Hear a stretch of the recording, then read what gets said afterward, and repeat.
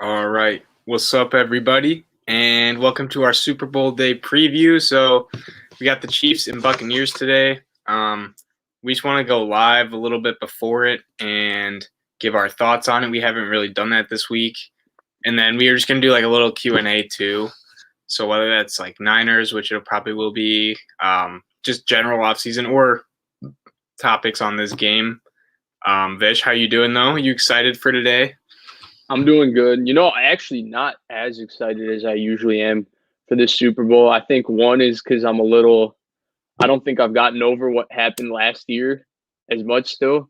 And then the other thing is just that because of COVID-19, all the restrictions, I feel like they weren't able to hype up the Super Bowl in the Yeah. same fashion that they usually do. Super Bowl week is usually going crazy, and no matter what, you get so many sound bites and all of that because they're there the entire week with the media day and all of that.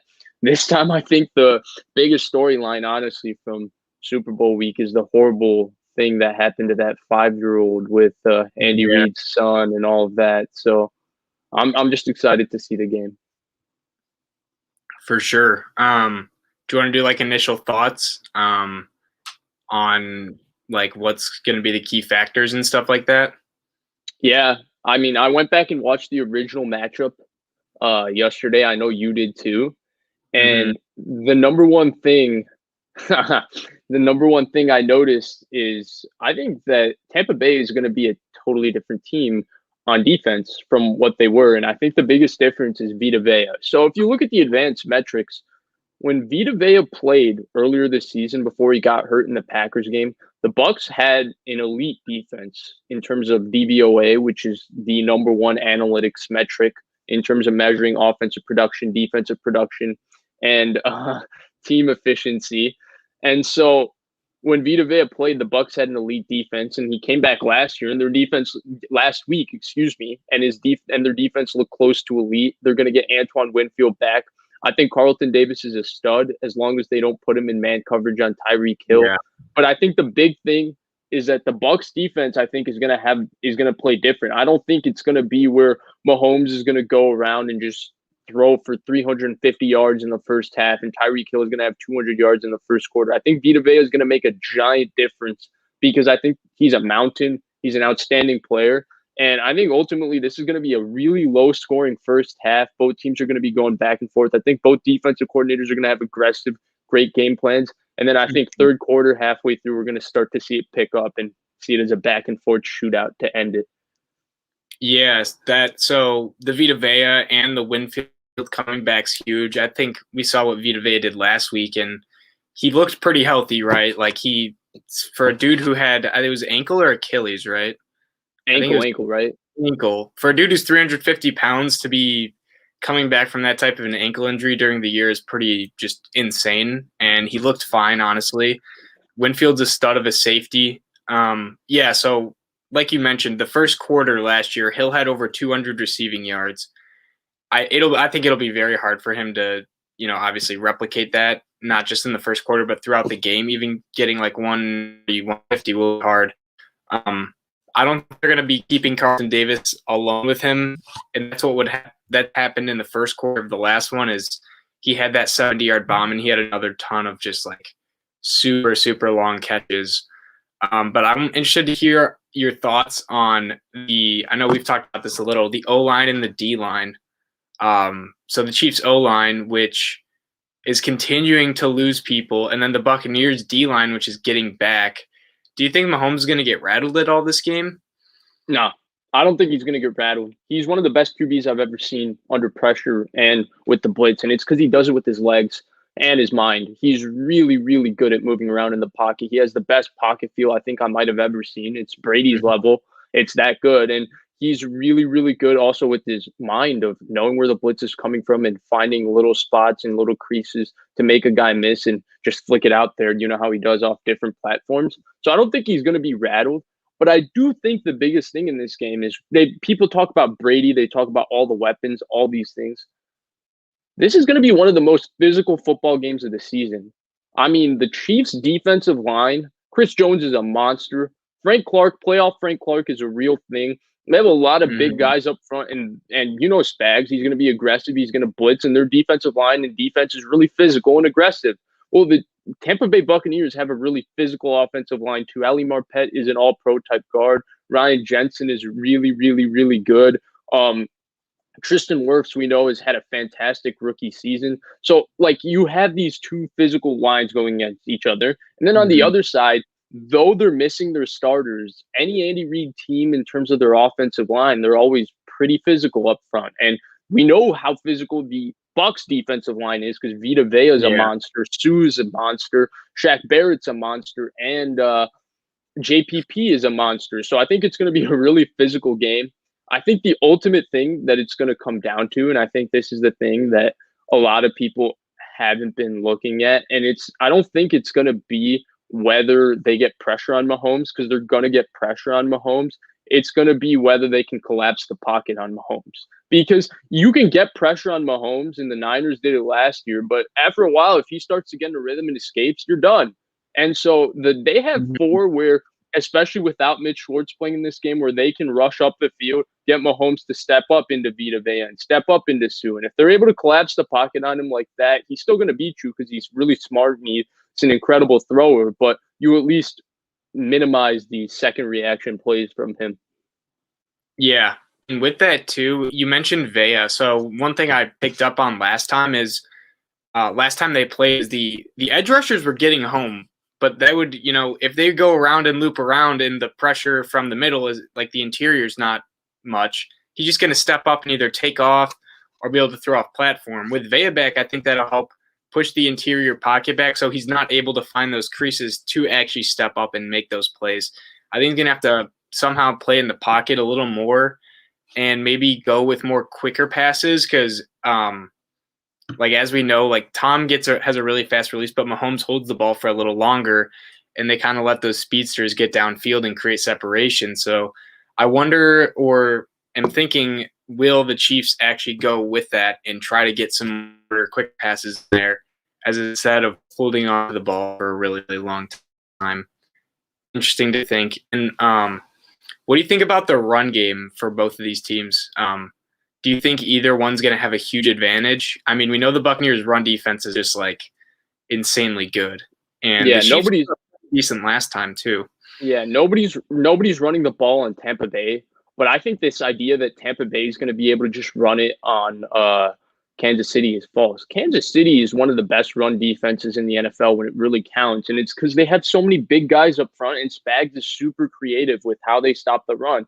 I don't think you're going to see a big game from Ronald Jones or Leonard Fournette, and I think it's because Chris Jones is going to wreck a few run plays, and Tyrann Mathieu is going to blitz and wreck a few run plays, and they're just going to do a lot of different things where they're not going to really let them run the football. But I think that whoever stays more committed to the run, especially the Bucs, I think it's essential that they do stay committed to the run, because this can't be Tom Brady from 2007 when they played Spags, where you just put him in the gun and you go to 11 personnel, 3 receivers, 1 tight end, you spread it out, and you just say, Brady, you call it just a bunch of pass plays, a lot of quick pass plays, a lot of deep pass plays. Mm-hmm. They're going to have to be able to run the ball and do what they've been doing, where you use motion and then you use play action and try to push the ball down the field, because when he's protected, Brady can still sling it. It's the question of, is he going to be protected? But to answer your question, because I kind of went on a giant tangent there, no, I don't think either team is going to be able to run the ball successfully in this game.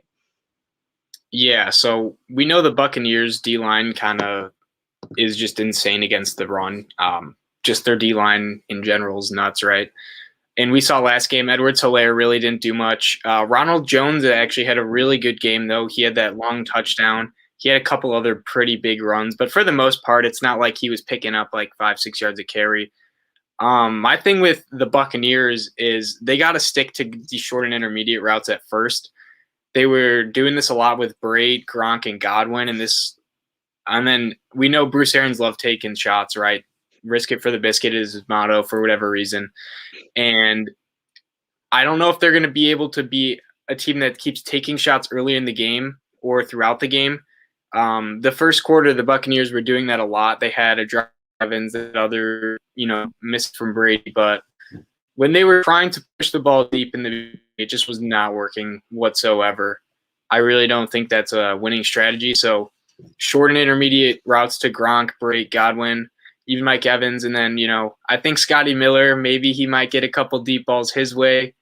The fast, speedy Scotty Miller, that is. But, yeah, for the most part, I'm thinking it's going to be a lower scoring game. I'm with you on that. And I don't think a lot of people are really expecting that because it's Mahomes and Brady, but these defenses are legit.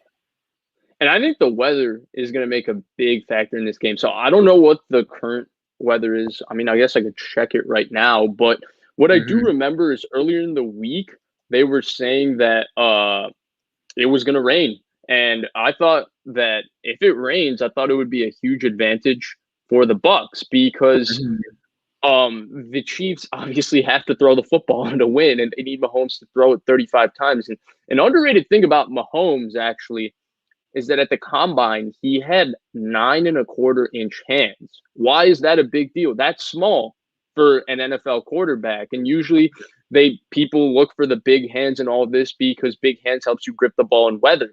So I don't think I remember watching Mahomes really play in a game where it's pouring rain. I'm sure he can still sling it. He's Patrick Mahomes. But I think that would be something to look at. Like, hey, can he still throw it like the same way a Josh Allen could in the rain? Because Josh Allen has these huge hands and he can really grip the ball. Because we know Brady can, right? Brady has huge hands. And he's always had a big enough arm to throw in any kind of weather without any sort of problems. He did it in Foxborough in freezing rain, snow, everything, and he can just sling it. So that would be something to watch for. And then the other thing is, I think that if that happened, the rain, the field getting wet would slow down the Chiefs' weapons because naturally you're going to get water in the field and the puddles is going to make Tyreek Hill slower. It's going to make Mecole Hardman slower. It's going to make Travis Kelce. It's going to make it a little harder for him to be shiftier in and out of his cuts. And for that reason, I think that would be a giant factor that would really favor the Bucs in this game if it rains. Yeah, and it should be warmer too. So I'm interested to see how that will have an effect on the game just in general. I mean, we've been watching some colder weather games for the most part over the last month and a half, 2 months. So interesting to see the weather. And it is crazy too how this one is in Tampa, but obviously there's not going to be many fans, so there is really going to be no home field advantage besides the fact that Tampa doesn't have to really travel at all. But interesting game. And do you want to give you want to do score predictions or what you think it'll be, Vic? Yeah, I'm gonna take Kansas City ultimately. I just think that Spags is so creative week to week with his game plans, especially in the playoffs. I think that he's going to have Brady kind of startled early. And I think Andy Reid's going to have a couple things early in the game or mid-third quarter where they can go to, even if the protection isn't holding up, a couple really creative screens or a really creative jet sweep with Tyreek Hill that's going to get an explosive play. And so I'm going to take the Chiefs, and I'm going to take them 31, which is what they scored last year, 27.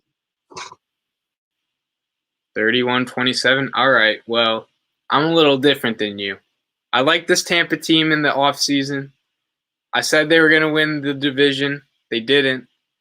And then I was kind of bullish on them. I was like, okay, maybe this team is not legit. And then they started picking it up in the playoffs. I like them back. I like the Buccaneers. I'm not going to doubt Tom ever again, but I am pretty hesitant. I think this is kind of a passing of the torch moment for the NFL Golden Boy. It's being hyped up as that, and I think it could definitely very well play a factor in it. Basically, so that would be Chiefs, but I don't know, man. This D-line, they picked it up for most of the game when the first time they played. They got off to a really bad start. They were down 17-0. They were down 27-10. They started making a comeback, and their defense really picked up. I think they'll do better this time. I got Tampa 28-24. Yeah, and then to answer this question with Jamal, the reason this isn't going to affect Tampa Bay's defense as much is because I don't anticipate that Tampa Bay's defense is going to be playing a lot of man coverage in this game. They don't have the type of corners to do that outside of Carlton Davis, and they tried doing it the way they do. They tried playing cover 0 and cover 1 and all of that in the first half, and Tyreek Hill gave them 203 yards in the first quarter. In the second half, they switched to playing a lot more split safety zone coverage, dropping in and doing stuff like that. And I think that that's what they're going to ultimately do in this game. So I don't think that they're going to have a problem staying with these receivers if the weather really kicks in, because they're not going to be running with them in man. That'll be for sure. And I guess we can go to the Q&A portion of this. So we've talked about the Super Bowl a little bit. And then here's the first question I saw, which is heating up. So do send in questions that you guys have. But Vish, what are your thoughts on this whole situation? I know we haven't really talked about it too much. Okay, so first with the Eagles, this thing makes no sense, right? Like, I thought the entire thing of getting rid of Doug Peterson was to try and appease Carson Wentz and make it work with Carson Wentz. But looks like the relationship with Carson Wentz is shattered to the point where why didn't they just keep Doug Peterson and trade Carson Wentz? And now they got Nick Sirianni. What are his qualifications to be a head coach? I mean, I'm not saying he couldn't be successful, because we honestly have no idea. He's just a lesser qualified candidate with a rough first-time press conference compared to what we're usually seeing, especially when a guy like Eric Bieniemy is about to coach in the Super Bowl. But the thing with Carson Wentz is that now, yeah, he's going to get traded. I've seen that the Bears, the Colts, and I mean, people throw out the Niners with everybody, right? Like, because the Niners are the ultimate landing spot for any of these quarterbacks. And so anybody who's a fan of these quarterbacks wants this quarterback to go play with Kyle Shanahan. I think the Bears are ultimately the team that's going to be gunning for him the most. And I think it could be a really good fit. Like, I still believe in Carson Wentz's physical ability. I think he has a slow release, kind of weird mechanics. I don't know if he has the best situational awareness or the best accuracy. And I think all of those problems have been apparent even when he was the MVP of football in 2017. He still had these problems. He was just so physically gifted, and he still is that physically gifted. I think the big problem is, I think the big thing for them is that they can't run the offense that they were trying to run with Mitchell Trubisky at the beginning of this year, because that offense sucked for Wentz. Like, Doug Peterson's offense sucked for Wentz. The shotgun, RPOs, all of this, that's not Wentz's game. Put him under center and do what they did with Trubisky at the end of the year when they kind of ran a version of what Shanahan and McVay do. A lot of bootlegs, get him on the edge, a lot of play action, stuff like that. I think Wentz could be really successful for the Bears and a definite upgrade from Trubisky. Not saying he'd be a top 5 type quarterback, but I think he could definitely be a top 13, top 12 type guy. Yeah, so I think the Bears are probably the ultimate landing spot, and they've been the ones that are the deepest in conversation. Eagles. So I believe the package right now, or what's been discussed, is a first rounder, Nick Foles, and Tariq Cohen, which is honestly, saw that. Yeah. So I think that was like what came out as like what it's going to be, or what the basis of it at least. But then Tariq Cohen tweeted out after that saying that he spoke to Nagy and Ryan Pace and he's going nowhere. So who knows? But yeah. I guess it's going to be a first round Foles and a player. Maybe let's say it's that. Sure. And I'm sure there will be a pick in there too, which is interesting. So that was just interesting to me because a lot of people viewed Wentz as someone that the Eagles would have to trade picks with. They viewed him as a negative. And now all of a sudden it's this dude, basically like there's GMs and people in organizations that think we can get Wentz back to his former self. And if he's only getting paid in the mid-20s, which if he does return to near MVP form, that would just be a bargain, right? So there is people that think he can get there. And I was surprised at just that asking price. I thought it was kind of a lot, but if he's the quarterback that you think is going to make it work for a GM, then you got to go get your guy. And yeah, for the Eagles, this doesn't make much sense. They don't really save much by getting rid of him. So that they lose. Yeah, they don't really like save much cap. So that part makes no sense. If they were able to get stuff for him, I guess that'd be nice.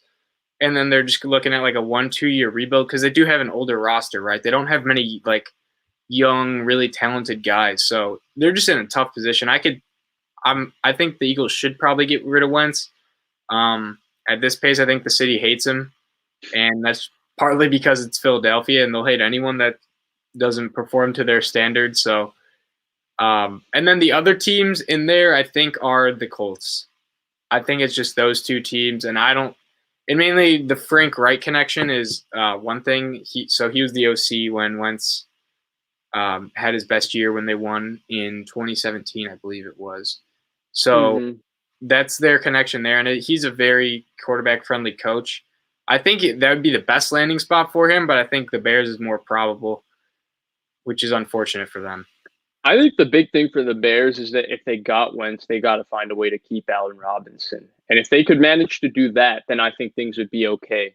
But if they don't manage to keep Allen Robinson, then, well, Wentz is going from Philadelphia to Philadelphia. Yeah, I mean, it is very similar. I mean, their offensive line isn't that great. David Montgomery is a pretty good running back. Tariq Cohen's Sanders pretty good. Yeah. And what's the difference between Nagy and Peterson? I mean, Peterson's a bit better, but I don't know. If he can run once, then yeah, sure, totally. I'd understand that. But if they're going to let A-Rob go, they're going to keep letting people leave from their defense, then I just don't understand the point. It seems like Ryan Pace is just trying to save his job if he does make this trade. It'd be very short-sighted. So if you're a Bears fan, I don't think you want Wentz. And if you're a Packers fan, you do want them to get Wentz and not resign Allen Robinson. So, and if you're a Bears hater like me, you do want them to get Wentz. Exactly. But that was a good question. We can move on to another ones. Vish, if you have any you like. Yeah, there's a lot in here that we can get to. I thought this one was pretty good. Yeah, put it up. So the Tampa 2020 defense versus the Niners 2019 defense, which one's better? I think the Niners defense is probably better. Yeah. But I don't think it's as much of a, I don't think they're so much better. When Vita Vea plays, it's close. It's not really, that. Yeah. It really is. I think their front four is comparable. I just think that Nick Bosa is the best player between both of these defenses. Probably, yeah. And I think DeForest Buckner might be better than any defensive lineman on the Bucs. And I think Dee Ford is as good, if not better, than Shaq Barrett. And Eric Armstead is as good as the Ndamukong Suh right now. And I think that because their front four is a little better, I think ultimately the Niners defense is better. I think the Niners safeties are better in Ward and Tart than Winfield and Jordan Whitehead. I just think Ward and Tart are better players. I think the Bucs defense is a little better in man because I think Carlton Davis is the best corner out of all of them. But it's really a wash. And then I think the linebackers are a wash. Fred Warner, Quan Alexander versus Levante David, Devin White. Levante David, Devin White better against the run. Fred Warner, Quan Alexander better in pass coverage. So I think it's close. When both defenses are healthy, I would take the Niners, though. And this is going off of how they're playing right now. I think during the season, Tampa they were borderline top 10. Their pass defense was pretty bad. I mean, they had the best run defense, but their pass defenses was nothing special. Their pass rushes picked it up. Their secondary starting to gel better. Devin White's rushing the passer instead of dropping in coverage, and he's blowing things up. So I don't think it's with how the teams were playing at their current thing, I don't think it's as ridiculous to say that it's pretty close. But earlier in the year, if you'd asked me, I'd have said Niners deep. Yeah, it is close. I just think the Niners D was a bit more special. And I think Nick Bosa is really the guy that puts it over the top. Yeah, I'd say so. Bosa, here's the question. I was just going to say Bosa and Buckner would probably be the best two D linemen from the whole pool of them all. Yeah. Blake, your internet is really in and out here. Yeah. My bad. Yeah. You good. So here Kid Jello asks, will Carlton Davis be a liability in this game? Do you believe so? I don't think he will be, and I think it helped that they played them earlier in the season and they know what works or at least what will not work. And that's putting him on Tyreek one-on-one. That clearly did not work. He was getting just torched one-on-one. He had a couple of touchdowns that he allowed that were really long plays. Even under pressure, Mahomes threw it 50-something yards to Tyreek, and it was just a crazy play. But I don't think he'll be a liability. I think they'll do better with their safeties and making sure that Carlton Davis isn't on an island. And part of that's the D-line being better, so Mahomes won't have as much time. Yeah, I totally detest this the concept that he was a liability in the first game. Like, who is going to survive in the situation that they're stuck on an island on Tyreek Hill? Which cornerback? I mean, outside of Jalen Ramsey, who's really going to succeed in that position? Maybe Gilmore? I don't know. Like, who's going to succeed in that position? Carlton Davis is a really, really good corner. He's probably a top 12, top 10 type corner, honestly. He's had a really, really good season. And as long as they don't put him in that terrible position that they put him in last time, he's not just going to be a liability. He's going to be somebody that makes the Bucs defense a lot better. So I don't really like that concept that he is a liability, because I think he's actually one of the best players on their defense. I'm with you, and he's definitely the best corner on their team. I'm not the biggest fan of Sean Murphy bunting myself. I've seen him just get cooked one too many times. And he holds. Yeah, and he was getting away with some pretty egregious holdings. Although he's had a couple interceptions in the playoffs, those were very should not have been thrown, or should have been a PI instead. So, yup, I'm with you. And Jamal Dean is pretty good. I mean, it's not a bad secondary. Winfield is really good. Whitehead really hits, but it's not a great one either. But Carlton Davis is really, in my opinion, the best player of those guys. So here's something that's been circulating. Some NFL rumors sites tweeted that the Niners could be very interested in Sam Darnold. And then, of course, Colin Cowherd really tweeted it, really exacerbated it by going, oh my God, this would be a great fit for Sam. I'm not supposed to be a fan, but I'm rooting for this, blah, blah, blah. You know how Cowherd is. And so Jamal here asks us what our thoughts would be on him in a 49ers uniform. If you don't mind, I'm going to take this first, because I'm representing the team today with a 49ers hoodie, and I detest this idea. First of all, let me preface this by saying that you can question my objectivity when it comes to this. I do want to preface it by saying this, because I did not like Sam Darnold before the draft. I thought he was overrated as hell before the draft. I thought he was talked about as the best prospect since Andrew Luck. And I thought I saw, like, physically he's really gifted, but there's so much polish lacking in his game. And there was so much polish lacking in his game even when he was at USC. So I did not think that highly of him. And I thought he was really overrated, because he was your classic 6'4", big white guy who speaks really well. And you see so many of these type guys get overdrafted for being that guy. Smart, Blaine Gabbert did, Jake Locker did. There's a lot big. Blake Bortles was of that. And I think Darnold is more talented than all three of those players. So I'm not comparing him to them, but I'm just saying that kind of format of player gets overdrafted constantly in the NFL. I hate the idea of him coming to the 49ers. And it has actually nothing to do with this play, because I do see the glimpses of talent that other people see, though I don't see any consistency, and I'm not high on his upside at all. But let's put that personal opinion of him aside. Sam Darnold's going into his fourth year. You got to make a decision on his fifth-year option this season. Mm-hmm. And that fifth-year option pays him $25 million. Based on the last 3 years, Adam Gase, offensive line, wide receivers or not, Sam Darnold has not played good football. We can say Adam Gase, right? And I don't think Adam Gase is a good coach. But I also live in Chicago, and Jay Cutler had his best season by far when Adam Gase was the offensive coordinator. And, Brock Osweiler in Miami won games with Adam Gase as the head coach. So, and, Ryan Tannehill, and people bring that up on his improvement. Ryan Tannehill was a much better player than Sam Darnold has shown the last 3 years. In his 3 years in Miami with Adam Gase, they went to the playoffs and they actually had a winning record together.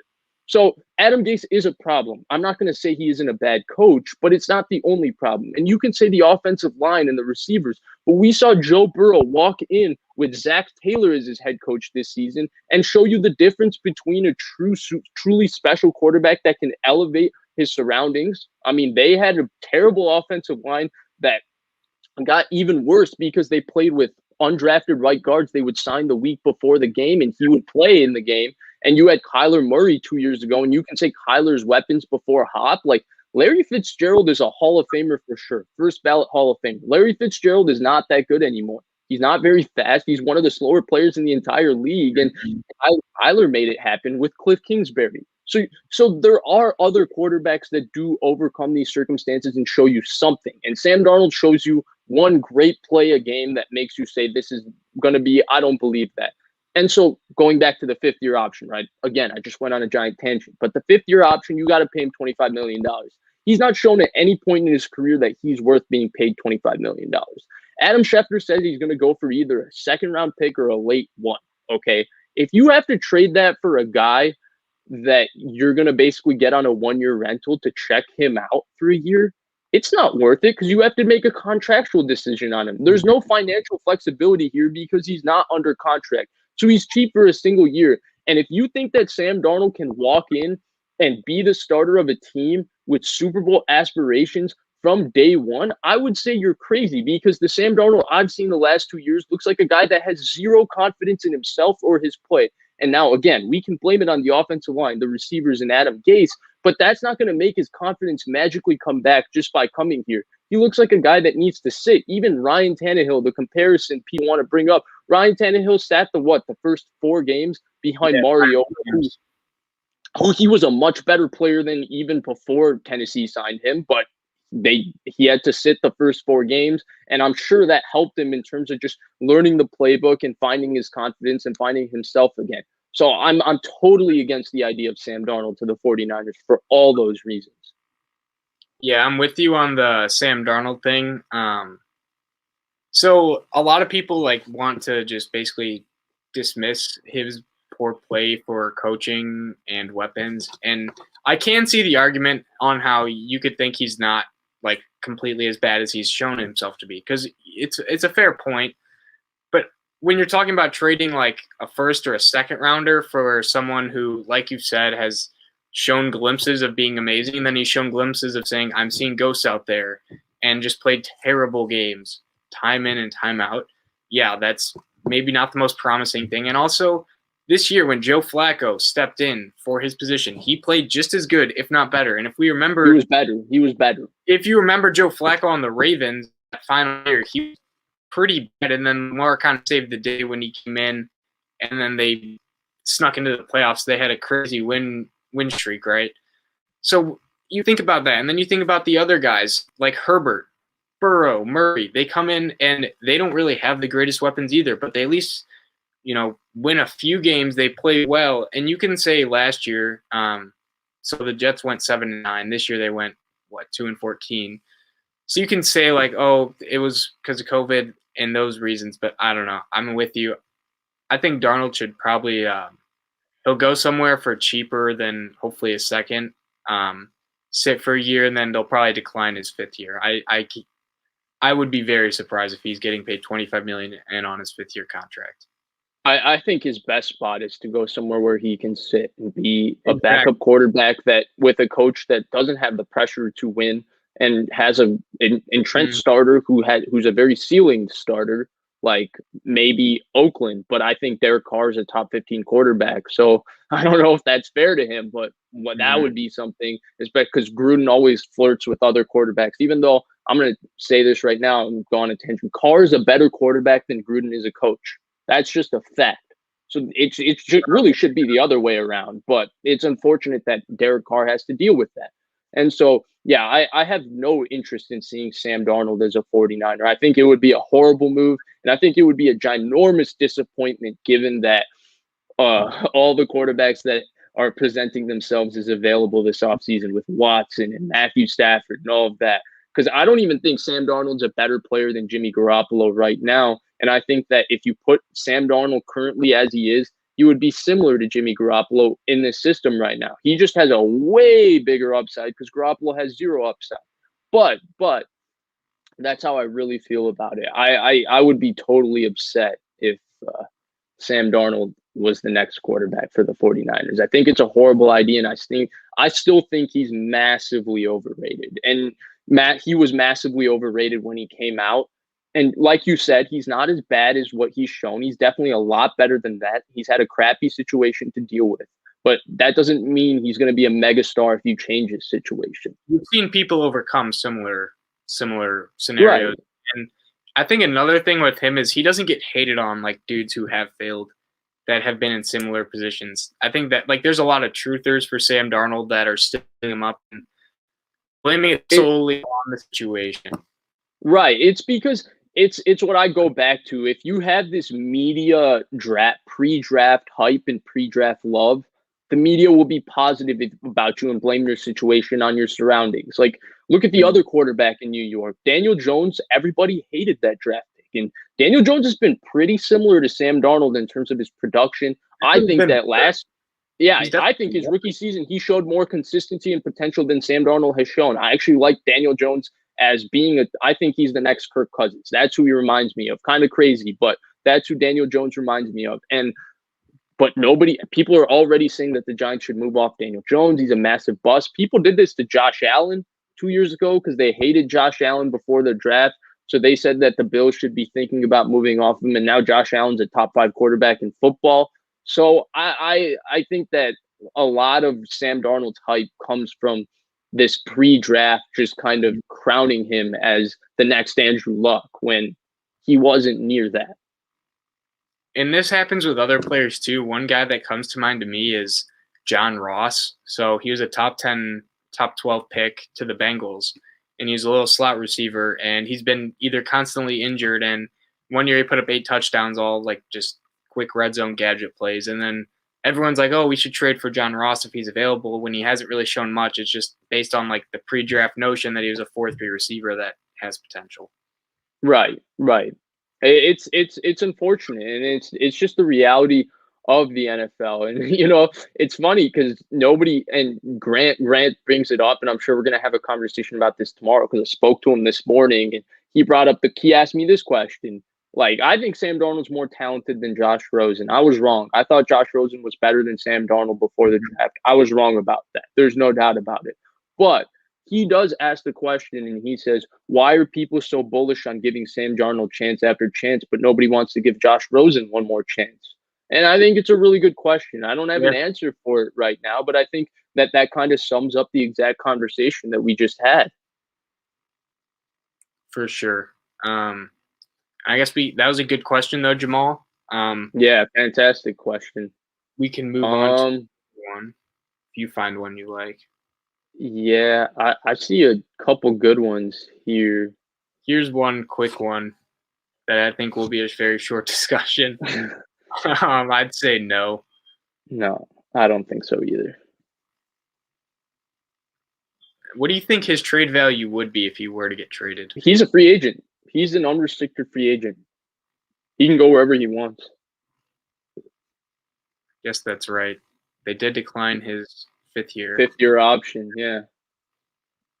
So, here, have you talked about John Lynch throwing Kyle Shanahan under the bus? Let me give you some context, right? Because you're not on Twitter. You didn't see this giant blow up. Okay, so what happened was John Lynch made the Hall of Fame last year, right? Last night, excuse me. Mm-hmm. Congratulations to John Lynch. Massive achievement. Really cool. It's nice to have a Hall of Fame GM, huh, Blake? Would you know anything about that? Probably not. But, hey, I'm just kidding. Jokes aside. But basically, in his press conference this morning, he talked about Patrick Mahomes. And the quote, there were a couple of quotes thrown out. But this actually. Yeah, but the quote that really got people was that he said that they were pretty much convinced that they didn't need to be in the quarterback market that offseason. And then he went to Patrick Mahomes' pro day kind of just for optics and just as a smoke screen. And he said he called Kyle. He was like wowed, and every GM was like jaw dropped because it was windy and Mahomes was just throwing it everywhere. And he said he called Kyle and said, we might need to rethink our quarterback philosophy. And so when you read that quote individually, it looked like John Lynch saying, well, hey, I saw Patrick Mahomes. I thought he was great. And Kyle Shanahan was the one that didn't draft him. But if you watch the video, it actually is more just John Lynch kind of speaking out of his butt, trying to compliment Patrick Mahomes. It's a weird thing to say. It's a weird way to compliment him. I do think there might be a little calculation there, but I don't think Lynch meant any malice by it, trying to go at Kyle Shanahan or take a shot. It was just him trying to compliment Patrick Mahomes. Ultimately, though, my take on it, just to kind of sum up this, because I kind of gave you the summary of what happened, my ultimate take on it is that I do think there is a little bit to it of Kyle Shanahan and John Lynch. Their entire philosophy ever since coming to the 49ers has been all about, we're going to kick down every door. We're going to find every single way. We're going to open every window. We're going to try to find a way to improve this team. And, for them to basically decide before really studying those quarterbacks that they didn't want to be in the quarterback market, and they were convinced that Kirk Cousins was going to be their guy. Kind of, it seems a little counterintuitive to what their actual philosophy was. And so it's a really small detail because there's actually not much to this story. It's not that big of a deal, especially if you watch the win video. It's really just Don Lynch trying to compliment Patrick Mahomes. But as a Niners fan, knowing that the pick was Solomon Thomas, who's actually one of the least talked about draft busts in NFL history, he is unfortunately, Solomon Thomas, outstanding person. What he's gone through, can't relate, and I'm empathetic to everything he's gone through. But he's a massive draft bust. That's just the reality of it. When you're picked third overall as a defensive lineman, and you're picked in front of quarterbacks like Watson and Mahomes, who are probably going to be Hall of Famers, you're just a draft bust. That's just what happens. And the ultimate thing is it makes you feel a little salty that they didn't do their due diligence when it came to Watson and Mahomes. Yeah, that's an interesting. So I kind of saw the thing with I saw the headline talking about like Lynch hyping up Mahomes or saying he liked him. And here's my thing that's really starting to annoy me with the media is all these GMs and coaches and people are like, oh, I thought Mahomes was going to be special. Like, he did all this. There's so many people that have been saying this. Why'd you not trade up? Like, there's something with Sean Payton saying he thought that Mahomes was like a generational quarterback. If all these people thought he was going to be this good, like, how did he fall to 10? And I feel like it's somewhat using hindsight. Maybe some people thought, okay, maybe he does have potential to be this good because that was like the main notion. But the idea that he was like this bona fide star that everyone was all in on, I just don't buy it. No, I do see some validity to that, and I agree with you. Like, not everybody saw it, but I have to defend Sean Payton here because I distinctly remember before that draft that Sean Payton, people were saying that Sean Payton thought this was the best quarterback prospect he's ever seen, and if he's there at 11, he told Drew Brees before the draft that he's taking Patrick Mahomes. So that I remember. I do remember Bruce Arians was so angry that Arizona didn't trade up for Patrick Mahomes because he thought he was the best player in the draft. That's the reason. If you remember, after the 2017 season, Bruce Arians and Arizona just kind of parted ways and Bruce Arians retired. And people said he retired because he was so angry that they didn't make the move to trade up for Patrick Mahomes. We know Andy Reid and Brett Veach saw him as kind of the next Brett Favre, but I remember the report in October 2017. ESPN wrote an article that Brett Veach told Andy Reid, this is the best quarterback I've ever seen when it comes to Patrick Mahomes. This is October in 2017. And the reason they've drafted Patrick Mahomes, who's yet to play a snap in the NFL, is just in camp with the Kansas City Chiefs and sitting behind Alex Smith. So there were a lot of people who saw Patrick Mahomes before Patrick Mahomes.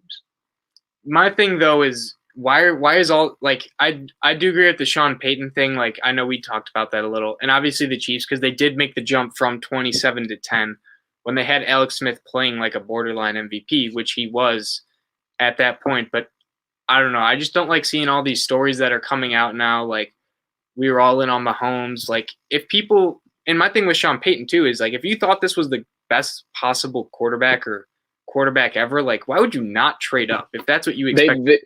Their franchise wasn't in a place to trade up at the time. Because if you remember that draft, they had just recouped a ton of capital and they were trying to rebuild their team, and they actually did. Their 2017 draft, picking Marshawn Lattimore, Ryan Ramczyk, Alvin Kamara, Trey Hendrickson, it's one of the greatest drafts of all time. So they did build their team through that draft, but they didn't have the capital or the boost and to just go up to 5 and get Patrick Mahomes before anybody could get him. That would have been crazy, though, considering how good that draft was. I mean, that's 4 starters, and I know there's other dudes who fill like other roles that are actually on the team too. So Marcus Williams. Yeah, crazy to think about. Then I did want to just put this up real quick. So we already covered this. So Vish had the Chiefs. I had the Buccaneers, actually.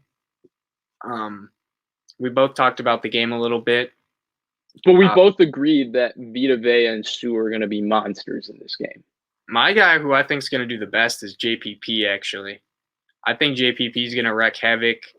Maybe it's just because of what Von Miller did to Mike Remmers last time the Super Bowl happened, and I will never forget that because that was probably the most dominant defensive end like performance or postseason run that I'd ever personally seen. So maybe it's some flashback to that, but I don't know, man. JPP is gonna feast.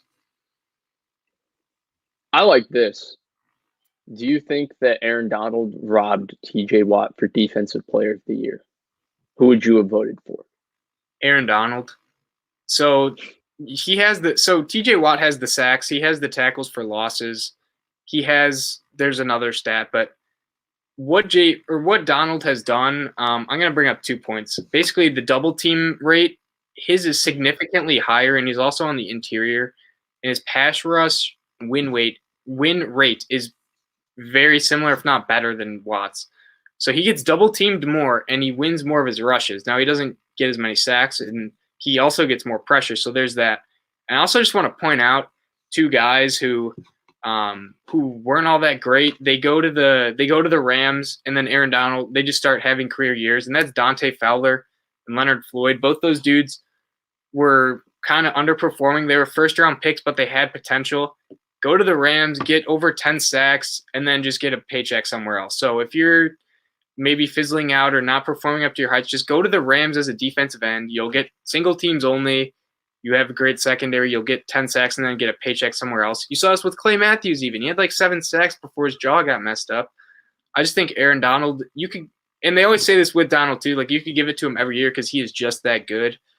And this was kind of a down year for the Defensive Player of the Year award, right? Like last year, I think Gilmore won it.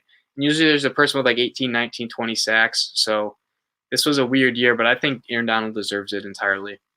It's Aaron Donald by far for me. I don't even think it's close. I know TJ Watt had more sacks, more quarterback hits, but guess what? Aaron Donald plays in the inside.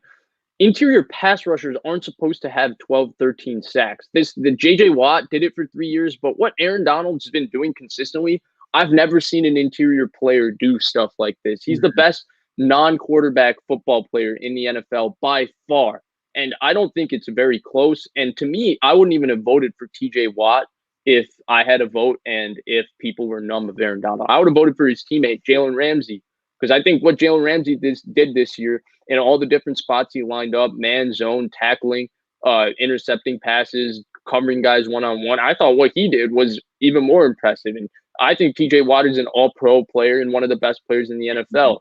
And so it's just how I feel about it. I just think that what Aaron Donald did, I think when you're that good, it's like the LeBron syndrome, right? You're so good for so long. People just want to see someone else win the MVP, when in reality, Donald is still, what he did this season was just way better than everybody else. It's just a fact. He's Aaron Donald. I'm with you on that. And then on the same note, so did Chase Young deserve... Before we get to this question from Caleb, do you want to do this one with Caleb first and then get to it? Or you want to... Okay, perfect. So what non-QBs will have the biggest games today? I think that's a go first question. Sure. So I'm going to give a guy from each side of each team. So my first one's going to be the Chiefs, and I'm going with Frank Clark. I think he's going to have a big game, and I think he has to. So the Kansas City Chiefs don't have the best pass rush. It's basically him and Chris Jones, and I think that playoff Frank Clark, like you mentioned, Vish, I think that is actually a real thing. We mentioned this with playoff Rajon Rondo. For some reason, he just flips a switch. Frank Clark's beast in the playoffs the last couple of years, especially last year. We know he was really good against the Niners and other teams.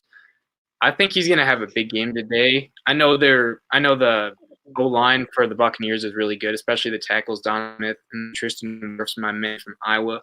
But I think he's going to have a big game. And then Chris Jones, too, is probably going to have a big game going, especially if he goes against the right guard, who is a younger guy. So there's going to be that. And then for the Chiefs, I think – or sorry, I just did the Chiefs. But the Buccaneers, I'm going with I'll let you go with one of your guys, Vish, and then I'll maybe come back to mine.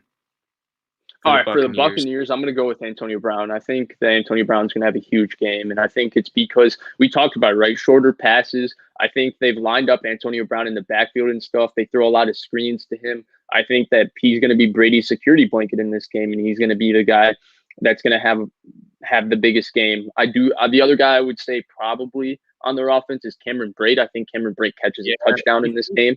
And so, so I think he's the other guy. On the Chiefs side, obviously I think the Chiefs offense, like you can name anybody because Mecole Hardman can go crazy in this game, but it's going to be Travis Kelce. It's going to be Tyreek Hill, obviously. Like they get theirs regardless of what you do to try and stop them, because we've never seen two guys that good on the same offense. Maybe Marvin Harrison, Reggie Wayne. I don't know. Like maybe like this is unreal with Mahomes and Andy Reid. But I'm gonna go to the Chiefs defense and I'm gonna say Juan Thornhill. He was a safety for them that was a rookie last year. When he tore his ACL, it hurt their defense.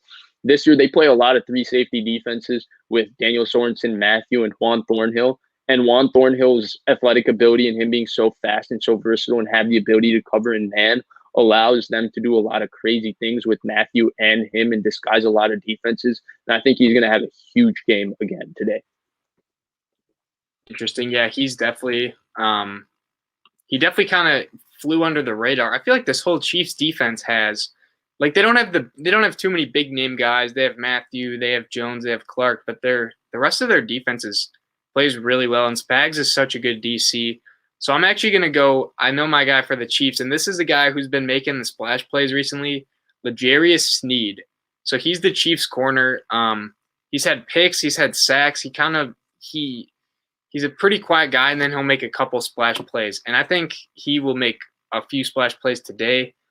And another guy I was going to shout out because he used to be a former Packer for a little bit was Breeland.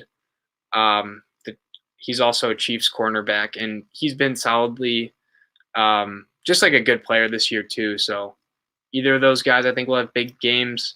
But yeah, I mean, Travis Kelce and Hill are pretty – you can safely assume they're going to have a huge role in today's game.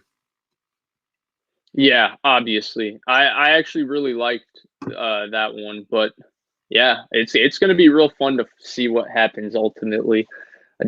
I think ultimately, like, we can name these under the radar guys, but it's going to be the Travis Kelce's, the Tyree, the Mike Evans, the Chris Godwins that are going to really decide this game. The Levante Davids, Devin White, Tyrann Matthews.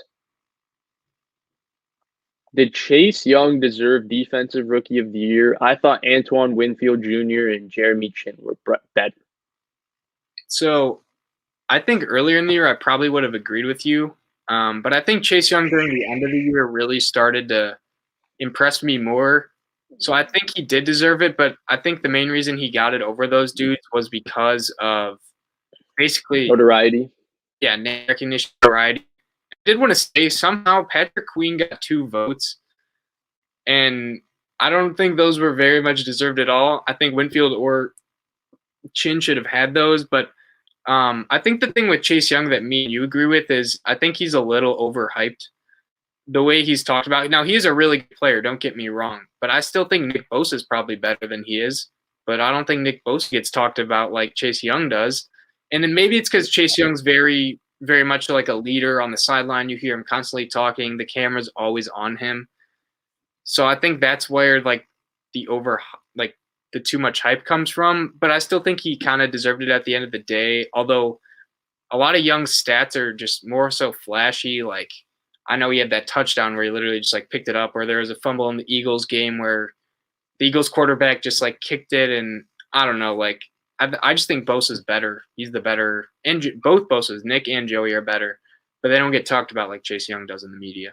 Yeah. So he's a kind of loud personality, right? And he's got a really great personality, and people kind of gravitate to it. And you can't say he didn't deserve Defensive Rookie of the Year. That's like sacrilegious, because he's a good player and he 100% deserved to win it. Now, should he have won it in the unanimous kind of fashion that he did? You could argue that. You brought up L'Jarius Sneed. I thought that he deserved a lot of votes for Defensive Player of the Year. He's really, really good. He's really changed the Chiefs' defense. He's outstanding in man coverage. He's a really good player. And I do think I'm with you. I think Chase Young is a little overhyped. I think that the best player on their defensive line is actually Jonathan Allen. I don't think it's Chase Young. And I think that a lot of people, Jonathan Allen's quiet, kind of under the radar, fell in the draft after going to Alabama because of injury. So people don't really talk about him, and people really talk about Chase Young. I think Chase Young has the highest ceiling, but I think both Nick and Joey Bosa were better players as rookies than Chase Young was. And I think Chase Young is going to be this outstanding player. I think he's going to be a Defensive Player of the Year type candidate. I think he's already fantastic. I think he's going to be like super, super, super special. I just don't think he's there yet. And I think that I wouldn't say he didn't deserve it, because that's impossible to say. He 100% deserved it, but I don't think he was this unanimous like cinch, perfect. Like he is the defensive rookie of the year. Like people want to try and hype him up to be.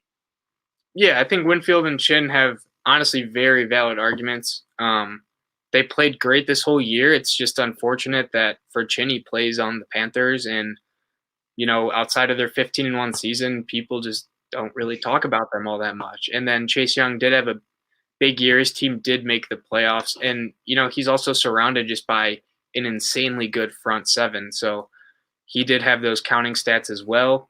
But yeah, I do think he deserved it. I just think he's getting overhyped. But hey, he seems like by all accounts to be a really good person and like a great leader in the locker room for them. So all the power to him. I really like this question. So it's an interesting question. By Super Bowl window, I think that has to be defined. Does Super Bowl window mean they won't win a Super Bowl again, or they won't make it to the Super Bowl, or won't make it to the AFC Championship game? If it's Super Bowl window closed, I don't think it's closed in the sense that like they can't make it back. I think they could definitely make it back. Do I think it'll be significantly harder when he's getting paid $40 million? Yes, and I don't think they will just continue to keep going back to back to back Super Bowls. It's just the NFL. There's too much luck, parity involved with actually making deep runs like this. So I think it won't close, but I think they won't be as successful. Sure. Yeah, no, you can't say their Super Bowl window will close because as long as you have Patrick Mahomes, Tyreek Hill, Chris Jones, Frank Clark, Tyrann Mathieu, right, in theory, you should have a Super Bowl opportunity with Andy Reid coaching.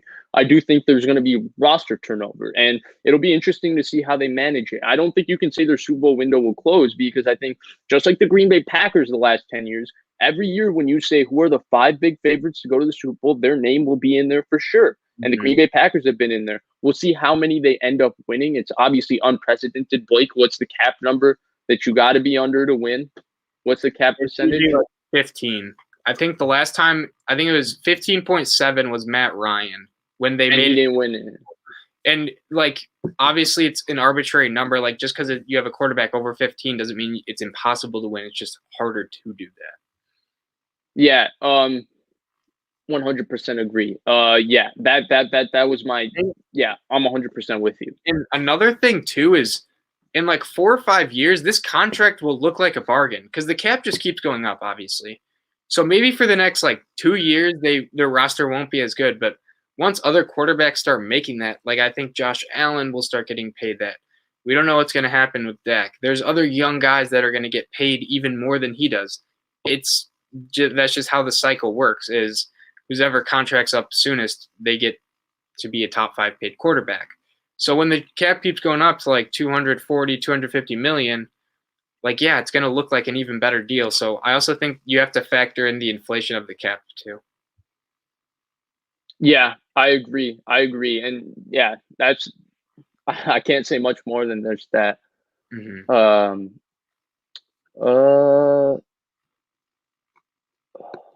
Yeah, this is my show.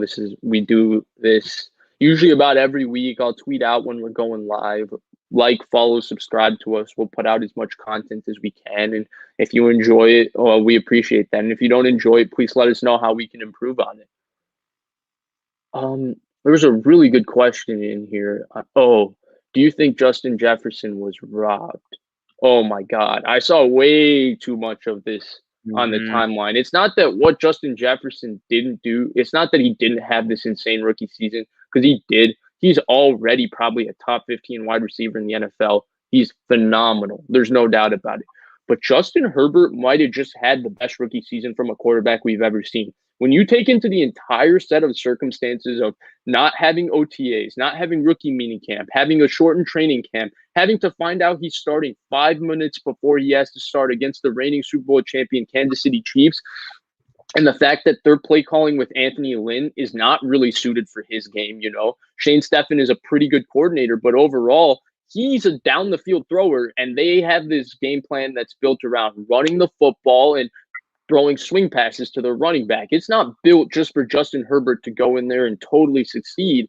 And when you take in all of those variables into account, the fact that he set the rookie touchdown record, had 32 touchdowns, 10 interceptions, 4,000 plus passing yards, and was by every metric a top 10 quarterback in the NFL when it comes to physical ability, when it comes to how he did under pressure, when it comes to every single thing you want to look at. Justin Herbert was a top 10 quarterback in the NFL this season.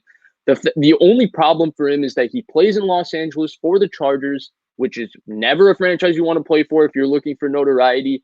And he was a guy that everybody hated before the draft, right? All the draft experts said Justin Herbert's going to be a bust for sure. And because of that, nobody wants to sit here and credit Justin Herbert. This was arguably the best rookie quarterback season we've ever seen. I think only Dak Prescott comes close I've ever seen. Pardon me. I only started watching football like 2004 or 2005. And so, yeah, I think what Justin Jefferson did was phenomenal. He had one of the best rookie wide receiver seasons ever. But when you play quarterback and you have a rookie season of this caliber, I don't think there should be any debate on who the rookie of the year is. Yeah, I'm entirely with you. I think if Justin Jefferson was in it last year, he probably would have won it. But this year, it just so happened that Justin Herbert had probably the best rookie season that I've ever seen.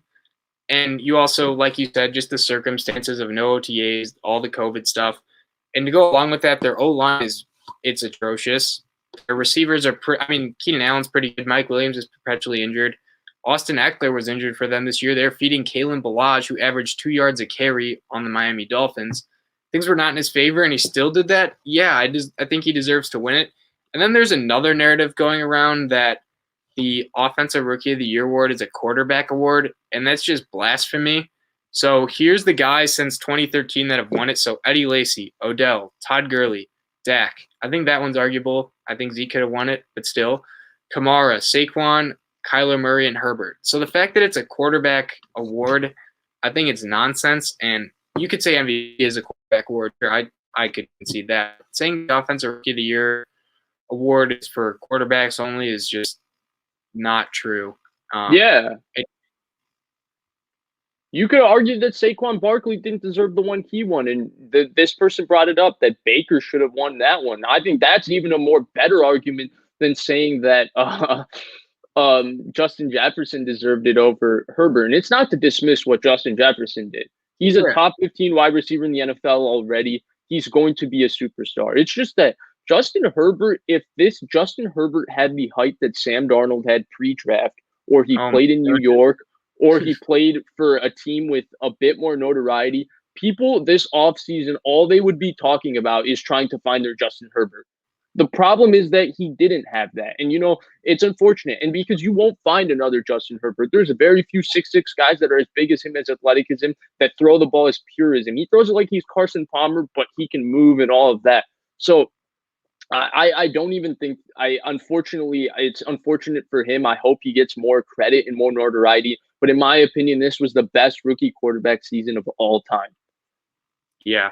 And like you said, it's not that Jefferson didn't play well. It's just that he unfortunately was in the year that the best quarterback rookie season ever occurred.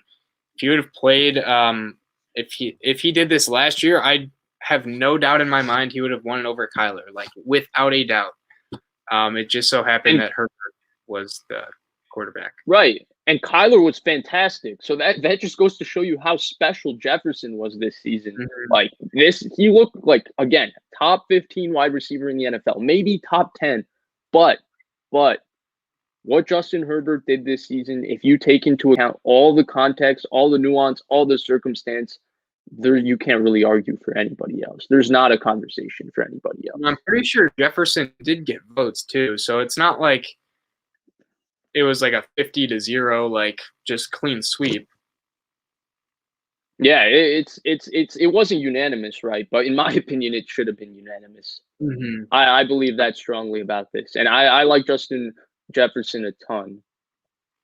Do you see any more really nice questions here? Yeah, I was gonna say we could probably do one or two more, possibly.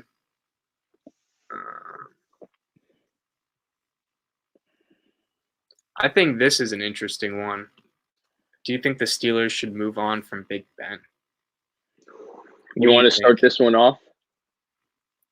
Yeah, I can go first. So I'm pretty sure he's owed 40 million this year. So it's kind of tough to move off of that. Basically, like you're not going to find someone who did what he did, while also paying him 40 million, and you're able to pay this new guy too, unless it's a rookie. But I really think they should keep him this year. They have an older roster on their offense, at least. Like their O-line is older. I think they have younger receivers and stuff. But I think they should just try to, maybe if they want to draft a quarterback or acquire one. I know they have Haskins, but we'll see with that. If they do want to have him sit for a year behind Big Ben, I think that'd honestly be the best case scenario. Retool their roster, get younger on the O-line. They do have a really good defense. I don't know. They're just in a very tough spot. I don't think they'll do it this year. I think the following year when his contract's up, he's gonzo. Yeah. Yeah, I think their best option is him retiring, but it looks like he's not going that route. I don't know where else they could go at quarterback. Maybe they could go the route of getting Sam Darnold. That would be a good option for Pittsburgh. Yeah. That makes sense because you can sit him behind Big Ben. But look, Big Ben was pretty bad this season, right? He wasn't Big Ben. He couldn't throw the football down the field. He made some pretty bad decisions, but their offensive play calling was also really bad. Randy Fisher isn't that good. They don't have a run game at all. Their offensive line is no longer that good. It's aging. And, we saw Drew Brees the last 3 years. And I know Drew Brees, by the numbers, played great football, but Drew Brees didn't really push the ball down the field the last 2 years, especially this year. And the Saints were still a 13-3 type team. So Pittsburgh can follow that formula if they get better with their play calling, get a better offensive line, have better weapons on the outside, and still be successful with Big Ben. He's a Hall of Fame quarterback. And so I just think that their best option is probably Sam Darnold and Big Ben next year, and then try and figure it out between Darnold and Rudolph, most likely Darnold the year after that, in the case that you can either cut Ben or Ben retires. I'm with you. I really think Darnold is the actual destination for him is the Steelers. Maybe sit behind Big Ben this year, maybe play him if Ben gets injured like he usually does, or if he starts regressing, but he would be a guy that could look from. They didn't have to win the fifth option. He could sit, decline the fifth option, sign him for a few years at whatever he's valued at, and go from there.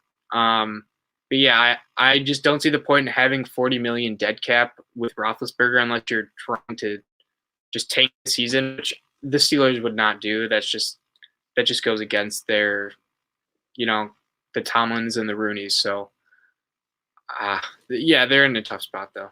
Real quick, just with the Offensive Rookie of the Year conversation, this is a great point on the votes. And I actually think Wirtz should have gotten more votes. Wirtz had a hell of a season.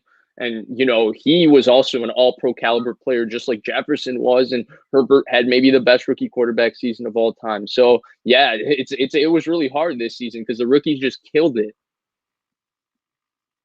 We'll take a couple more here.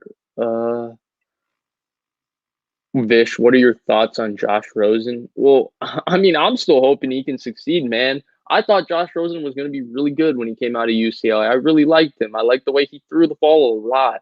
And I think he was my second favorite. I think he might have been my favorite quarterback in that draft. I don't remember exactly. But all I know is I like Josh Rosen way, way too much. I shouldn't have liked him as much as I liked him. So if there's an opportunity for him to succeed with the Niners, and Grant outlines a great argument for as to why they should try it, then yeah, I'm 100% in for it. Who wants to be wrong about something?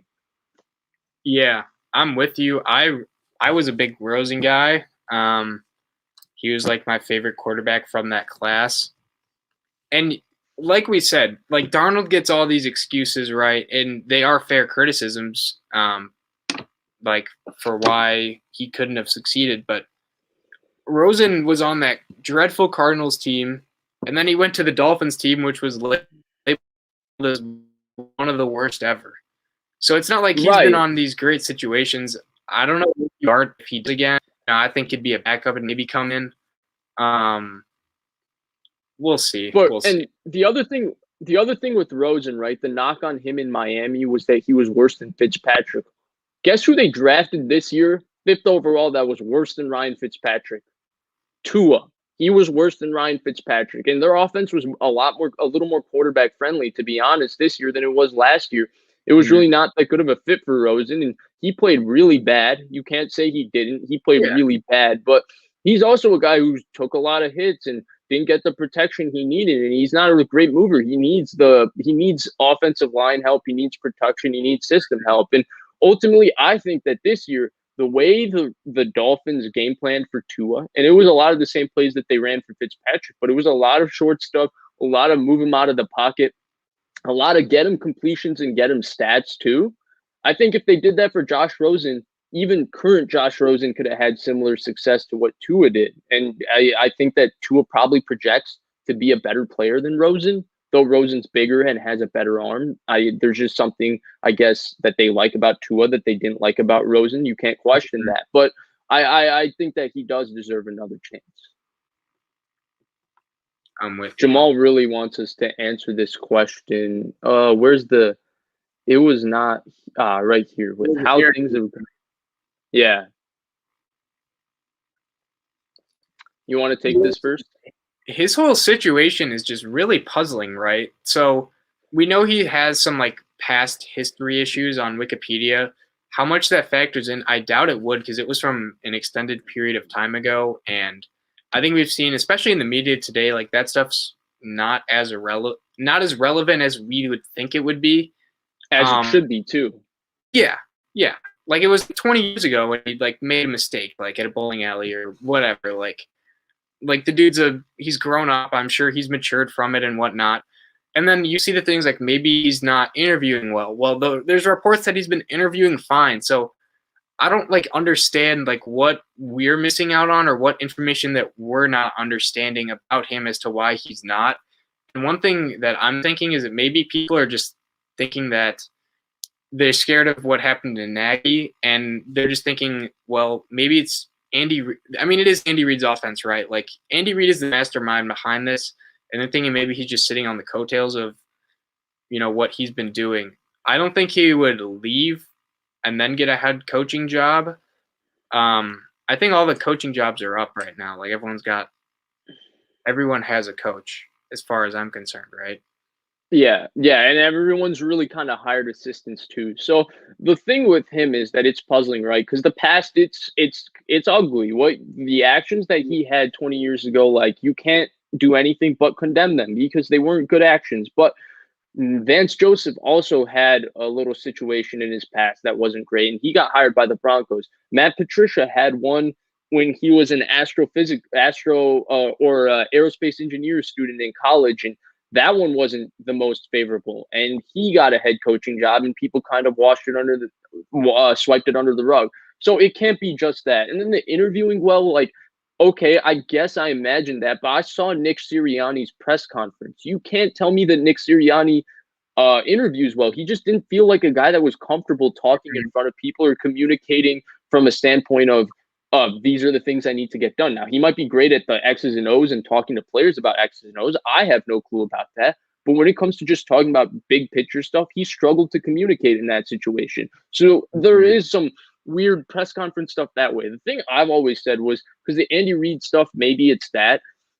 What if, and I was thinking about this idea last month when Deshaun Watson was heating up and people were saying Miami. What if Miami fired Chan Gailey, right? Or they parted ways mutually with Chan Gailey, whatever it was, and Eric Bieniemy's contract was expiring. What if Eric Bieniemy, who Deshaun Watson wanted, went to Miami, where Brian Flores, defensive coach, he's going to have full control, full credit for the offense. That would help them trade. That would incentivize Deshaun Watson to want to come there even more, ran the entire offense there. Then nobody could discredit Eric Bieniemy in any sort of fashion. And I think then, even regardless of what your opinion is, and he would be a shoo-in to get a head coaching job the next year because they would be great with Deshaun Watson. So I threw out that idea. I don't know how plausible it is. I don't even think it's possible anymore because I think Miami hired a couple guys to be their offensive coordinator. I think they have a run game coordinator, pass game coordinator type setup. So it's not plausible anymore, but I thought that could be something. Yeah, it is weird. And it's not like he's not getting interviews, right? He has gone on tons of interviews. So it is weird. And, people were kind of, so after the Chiefs-Niners Super Bowl, everyone was like, okay, like Eric Bieniemy is probably going to get a job this season, off season. and then he didn't. So it was, all right, he'll definitely get one next year. And now it is this year, and he still has not got one. So maybe it's interviewing. It's pretty hard to speculate on exactly what's going on. My thing is that I'm sticking by is it's probably the Andy Reid tree, and maybe teams are concerned that he looks better than he is because, it's Andy Reid's offense, and Andy Reid, wherever he goes, his offense has been amazing. Like, that's just the matter of the fact. And so they don't credit Bieniemy as much. And ultimately, we might never have enough information to know why. And from my opinion, from where I stand, I think he's deserving of a head coaching job. Yeah, but I don't know Eric Bieniemy. I don't know what his job is in Kansas City. I don't know what Andy Reid does. I don't know how he interviews. I don't know any of that information. So I can't tell you that he should get a job because I don't have the context or the information to tell you that. Just from where I stand, I think he deserves one, and I hope he gets one. He seems like past aside, he seems like a pretty nice guy from the way he interviews and everything, passionate about football. So I'm with you. And we could probably do like one more question, I'm thinking. Yeah, there's quite a few in here. I say, do you want to do this one? This one's a little deep. I mean, we could go with like the first part of this one, I guess.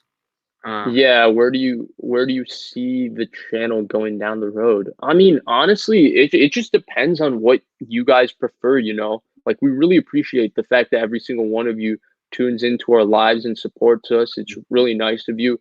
And honestly, we just want to continue putting out content that you guys like. And so it could be stuff like where we do this continued setup similar to what Grant has, where we got live streams and then we put videos out from the live streams. Maybe we can do more ranking stuff. We can do more in-depth conversation. But honestly, we're open to playing it by ear because we're just passionate about talking about football, watching about football, and doing this as a hobby. That's all. Yeah, I'm with you. Like, me and Vish have said before, like, we have other interests outside of this too. Like, I don't see myself doing or talking football as like a full-time job.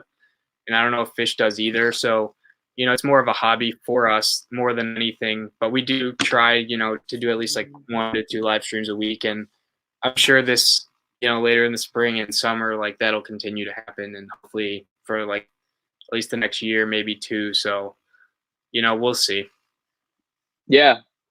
And yeah. So, hey, thank you guys so much for watching. It was a little impromptu stream. We just wanted to get our thoughts out about the Super Bowl. I know that people want to go back and see, so I'll just reiterate. I think I had the Chiefs 31-27. I think Blake had the Tampa Bay Buccaneers. What was your score? 28-24. So 28-24. Those are our thoughts. If you want, you can go back and watch this. This will be on our channel. For whatever reason, it doesn't show up on the videos, but if you click on uploads and go to past live streams, you can rewatch what our initial thoughts were about the Super Bowl. We ended up covering a lot of questions. Jamal, we always appreciate you tuning in. Thank you so much for watching. Thank you so much for each and every one of you for watching, honestly. We really appreciate all of your support. Please like, share, subscribe, and we'll be back next week, and we'll probably cut up some of these videos maybe when I went a little crazy on the Sam Darnold and stuff like that. We'll probably put that on the channel, and so you guys can check it out. Thank you. Yep.